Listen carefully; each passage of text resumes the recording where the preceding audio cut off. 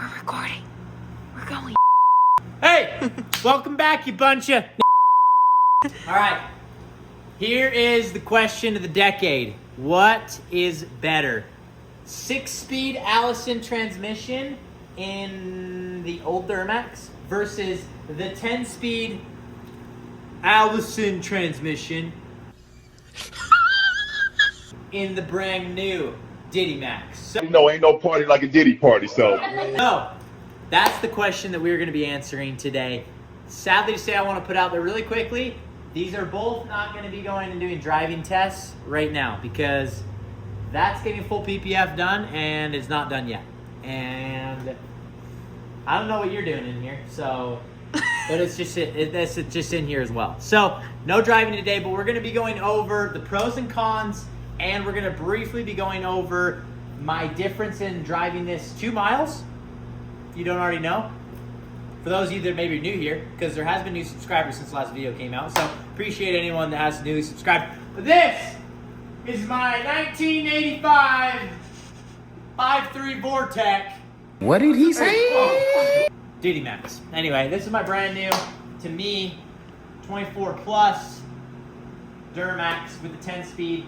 Quick overview for those of you that are new here. As you can see, everything on this truck is fully custom done. Everything from top to bottom, suspension frame up.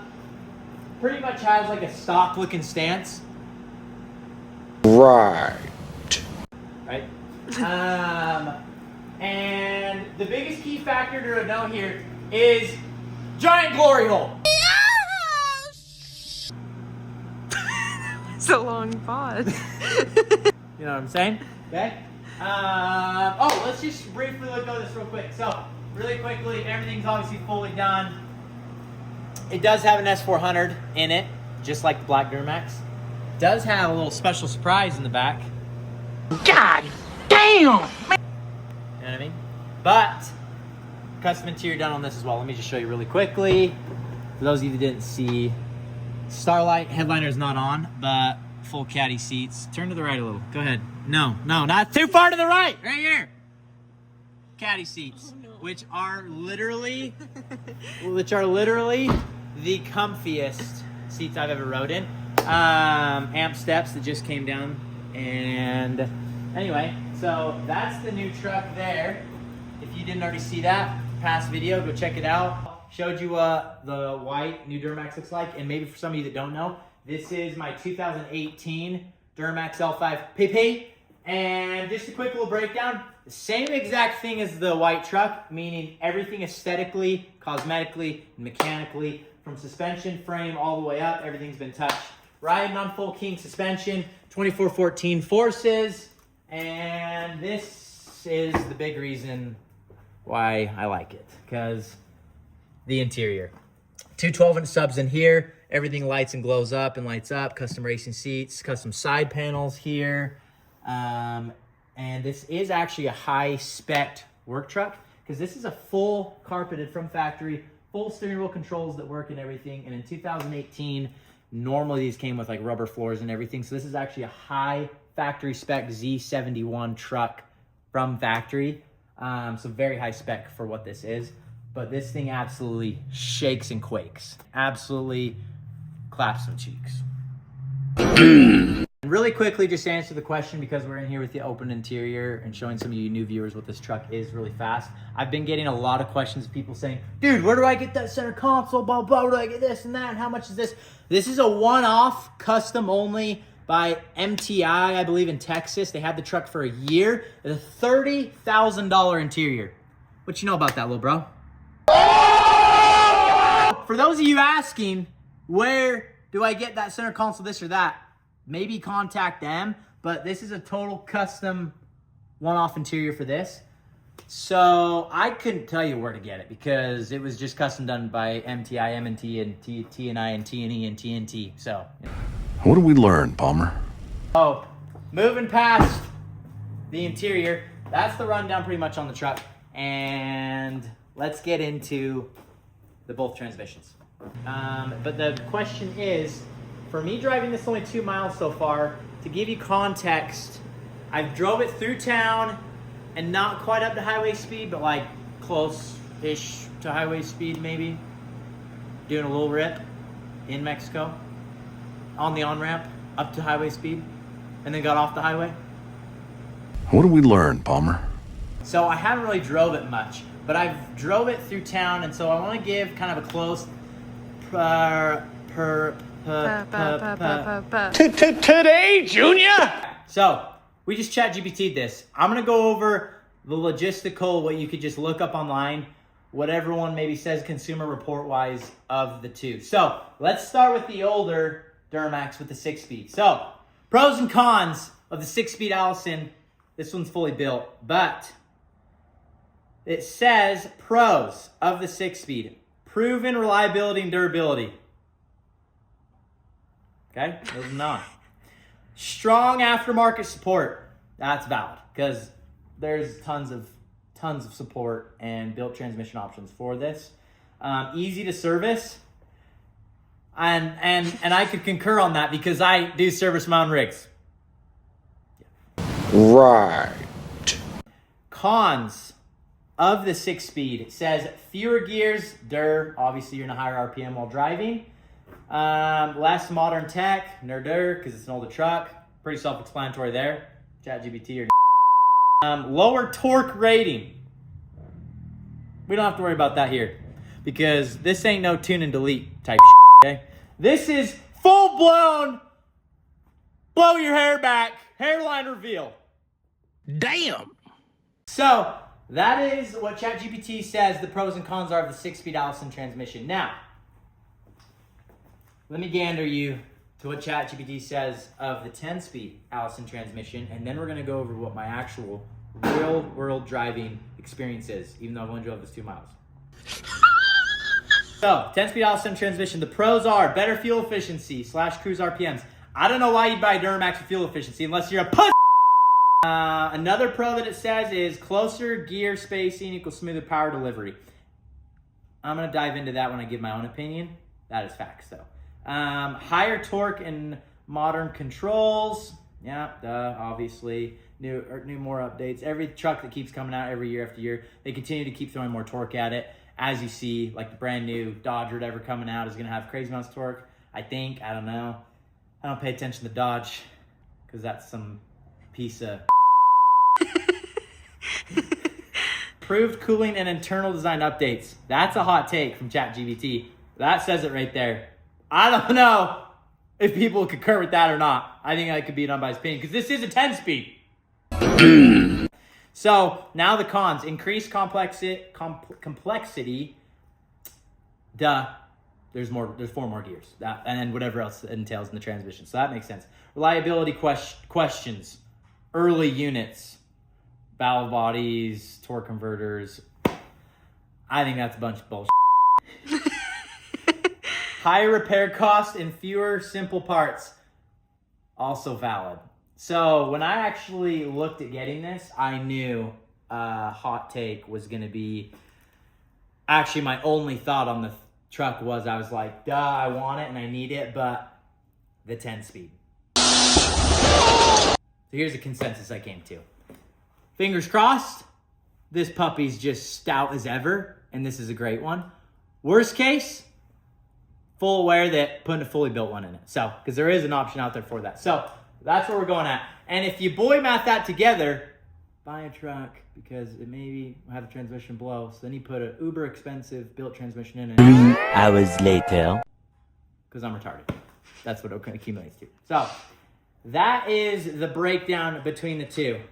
Now let's go through real-world driving experience. So, again, I've drove this 2 miles. So, like, I'm pretty much a veteran at knowing my 10 speeds. The 10-speed, as far as just simply driving into town, kind of getting into it a little bit, or in town, they want to get on it a little bit, / gearing down. I will say over the 6-speed, the 10-speed, hands down, is way funner to drive. I enjoy the drivability so far in my 2 miles of experience. I enjoy that way more than the 6-speed because the 10-speed always is in power and it always is there to grab a gear. The shifts are better, they're smoother, they're quicker. The way I would compare it from the 10-speed to the 6-speed transmission Granted, this is a built, so it's going to be a little rougher than a regular 6-speed Allison. But the way I would compare it is this is like a Gallardo Lamborghini, and this is a Huracan Lamborghini. Single clutch versus dual clutch. That's like my comparison on the two. Dual clutch, quicker, faster, better, everything. The really only concerns with this is like, is it as stout as a 6-speed? And that's the controversy going on right now. Don't get me wrong, the 6-speed in the Duramax, the black Duramax here on the older generation is great and drives good, but hands down, just picking off between the two, I enjoy my... Back up. You said closer is better. I enjoy the 10-speed way more. It's always in power. It feels better. That's honestly the best comparison and a little bit of driving time that I've had with this is that I can compare is this is a Huracan, that's a Gallardo. And if you know Lambos, need I say more? So that is kind of my overall consensus of what Google will tell you, Consumer Reports and everything bundled into one equation. 6-speed. Pan over, jeez. 10-speed, you're not getting paid again. I never do. 10-speed, and my honest thoughts reviewing the two. I'm gonna be interested to see how this one does. I know you guys may see all the social media content and everything, and I'm actually, in all seriousness, the couple clips that you see me ripping or a few burnouts or whatever, I'm honestly not that hard on stuff. And if at the end of the day, these are fast S400 L5P Duramaxes, but I don't have these to be like the fast rig. The fast rig is coming soon in springtime, which is my billet Ford RX-7. If you don't know, I'm gonna insert a picture here of what that looks like. That brings me to the perfect segue of what's happening, where did it go, of my billet Ford RX-7. So I'm gonna insert some clips and videos of what is going on right now. That car is getting that car is getting a full aesthetic overhaul, and it's actually not getting anything done performance-wise because 26B billet, full billet block Ford RX-7 with a 90mm turbo. I doesn't need anything more going on. We're dang near tapping horsepower with weight.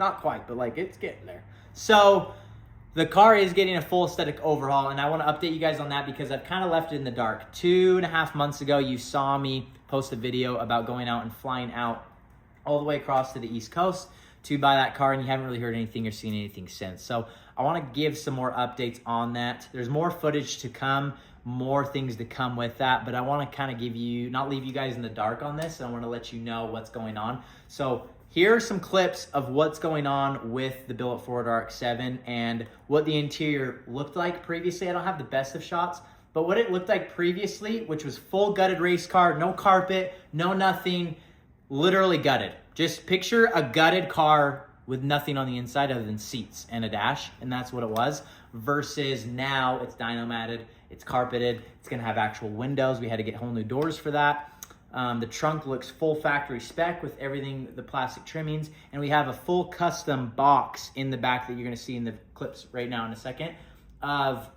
Instead of having 2 seats in the back, it is race car, so we built a custom out of aluminum or steel out of metal or whatever and it's all perfectly powder coated with a cool display in the back of RX-7 to take position of where the back seats normally would be. So that's going to be shown in this as well, but I want to show you kind of the before a little bit to give you an idea versus now the progress and what it's currently looking like. So cue the clips. This is full race car here. This is full-blown race car. Full race split window here. Wow. Full race car. All right, so what we're working on now is, so here's the rear carpet. We got to cut it and make a nice finish for this back here. That's the back plate that says RX-7 on it right there.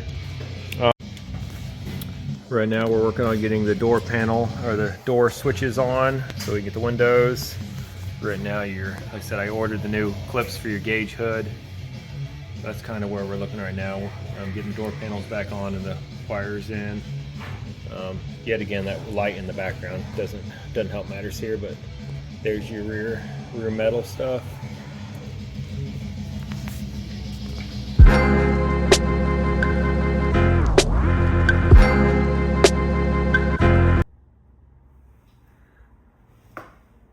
You're old? Yeah. Okay, all right. So that's the kind of update of where it was versus where now it is. The Built Ford RX-7, to give you guys a little bit of that, not leave you in the dark. It is coming along. It is, in my opinion, going to be the perfect car. As these cars, if you ever see them, they're A, race car gutted, like how I previously bought this car. So now with all the OEM plus / race car, everything along with it, and this car actually being a driven 4-rotor on the streets to meets a driver, it's going to be something that you haven't seen before. Most people with 4-rotors trailer them to the event, show them off, rev them up, don't run them probably, and they're gutted and they look like crap. So this one is going to be absolutely sick. I may be a little biased on it, but that's the update on that. And the update on when are we going to be able to see these two sexy rigs, because I told you in the last video that we were going to see some cinematics of both.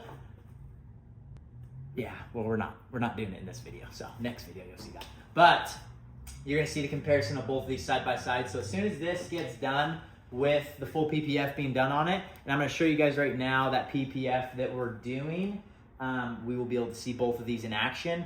Driving a B cinematic sexy rollers, because this is the toughest blue collar combo of single cab trucks on the internet. Go Tigers, okay? All right, moving forward, let's show the clear bra of everything that's getting covered. So everything, I will say, Stacked Duramax Ben did a phenomenal job. Literally did an excellent job of keeping this thing pristine. And this has like no rock chips or anything on it whatsoever. He did such a good job at taking care of all of the paintwork and everything when he was done with it. When he was done with the build, that I wanted to get it fully covered, because this is a truck I'm planning on keeping for a while. I know you've heard that before. To the red truck lady. But this is a truck. This is my favorite body style out of any truck that's out there right now. And I'm just an L5 PP lover with a big old S400 and glory hole. So what's getting done and covered on this? Every single piece up here, down below, if you get down here, get down here, get down here, down below, all of it is getting covered. Everything's getting covered. Everything's getting full PPF, up, partially up. And then the sides here are getting PPF to protect from any rock chips. And if you see, you can't see probably on camera, but there's the, can you tell? You can see it, yeah. Okay, yeah, so you can kind of, it's kind of picking up on camera, but it's gonna be covered there. All of this is covered here. The rockers, mirrors of course, all the rockers all the way down here, everything down here. Are you looking at me or my butt? You. Up in the truck. I'm here. I don't think quite this, but back here as well. And this spot on the back bumper really gets chewed up very, very easily. So that looks perfect currently. So getting that done as well. And that's pretty much it. We're just hitting all the high impact points. So technically it's not like a car. You know, it's not like my purple Lambo was full body PPF'd. This, we're just doing the whole front end to protect it from that, and then all the high impact points of having such wide wheels. But that draws me to something that I've been thinking about, and I want you guys to comment down below. Wait, why are you so far away? Oh, you're getting that. Get over here! You're getting Come that. Damn it! All right, so this brings me to the... You're like 100 feet away! In. So, this is 24 by 16s with 2-inch spacers, which you know about that country. So, what do you think I should do? Leave the setup and rock it? My kind of thought right now is I'm thinking of taking the 2-inch spacers off to save my front end and my ball joints. What do you think about that? I think it's gonna still look, because this is such a